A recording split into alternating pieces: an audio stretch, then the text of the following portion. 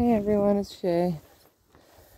Sorry it's been a little bit since I've done a vlog, but I've just been on the go trying to help somebody very close to us, to my family. So I said I would give you a story on when I got hit by a semi-truck. Well, it happened in Langlois, Oregon. It's where my grandparents live. I was spending the night with my Aunt Sheila, who's 7 years older than me. Her birthday's in October. Mine's in November. And she was 14. I was 7. And she'd gotten a horse named Dusty. It was a Shetland. And so we were riding that Shetland all the time. It was bucking us off. It was running us underneath the apple orchard. All kinds of stuff. It wasn't a real friendly horse.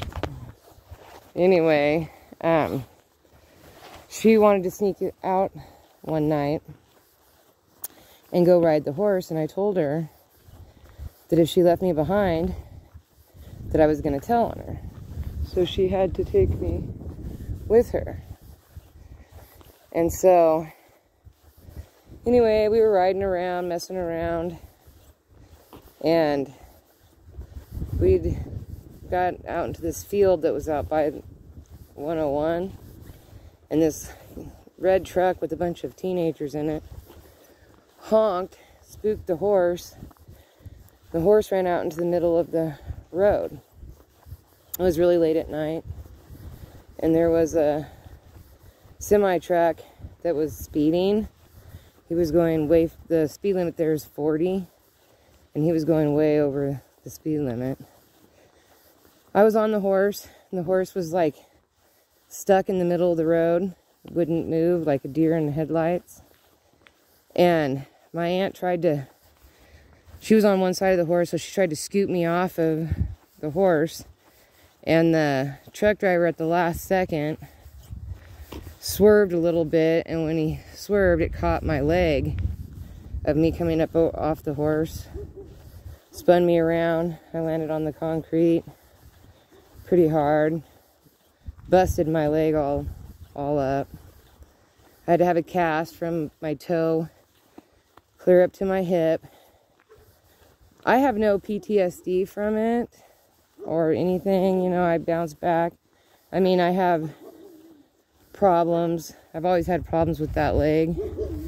But, you know, nothing, you know, that a normal kid doesn't have, and when you get older, arthritis and stuff. Anyway, my aunt has massive PTSD from it. She never got over it. We can never talk about it.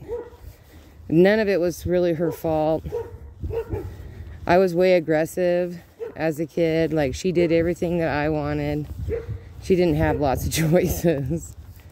She's very timid and shy and a really quiet person. Even to this day, I talk to her almost every other night. We're still very, very close. But she has issues with it. With talking about it and stuff. Like, I joke about it with her every once in a while. And she doesn't do too well with that. She doesn't like the jokes. I mean, she doesn't get upset or anything to the extreme, but you can tell that it bothers her, so I don't push it. And the truck driver, massive alcoholic, I saw him like, I don't know, 10 years ago or something like that, sitting in a bar, still drinking. And I can't stand the smell of alcohol, because that night he kept saying stuff like, please don't die, that sort of stuff. Sorry, I had to pause there. My daughter had to stop and talk to me. Anyway, so I had a broken leg for a really long time, and then when I was like 22 or something like that, my grandma was cleaning the attic and we found my nasty old cast, and she was like, don't you want to keep it? It was so disgusting. Like, that's where if I have PTSD, it's from seeing that cast all those years later. Blech. Just totally gross. I was so mortified that they kept it. Like, mortified. Awful, awful. Please don't do that to your kids. That was the worst part, I think, of everything. I didn't care about the broken leg. I didn't care that I couldn't walk. I didn't care about any of that. It was when I was 22 when I saw that thing. That thing was nasty. Horrible. And so tiny. It was like the tiniest thing ever. It was crazy. Alright. I'm going to stop and talk to the locals. It's a dead day. Oh, that's my plan. You see that house right there in the middle? The one with the construction cart in front of it. You see how it's got a sliding glass door? Oh, man, this is ice. Yikes. I'm going to leave a note on his door because Dave down at the store said that he was looking to sell his sliding glass door, and I'm looking to buy a sliding glass door.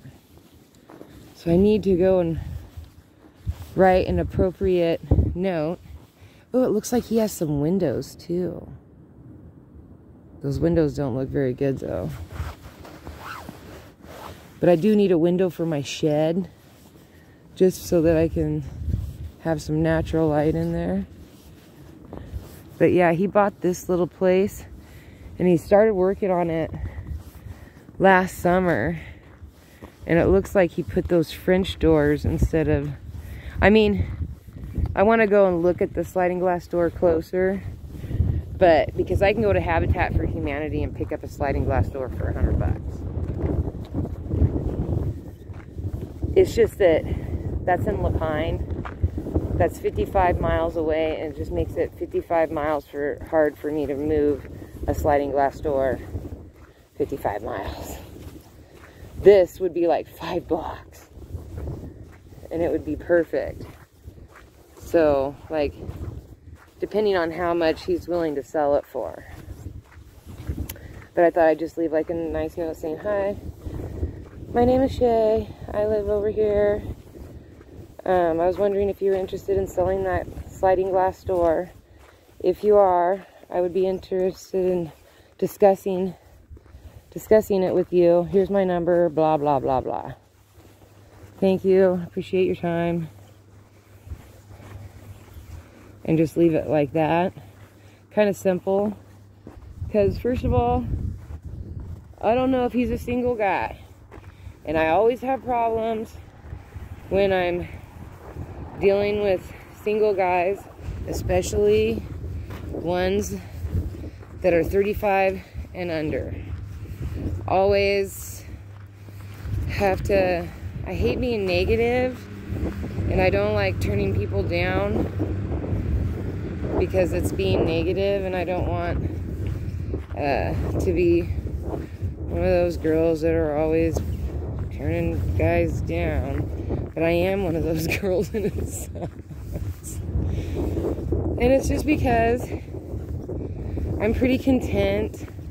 I mean, I don't want to be an independent woman, don't get me wrong, because I am very old-fashioned.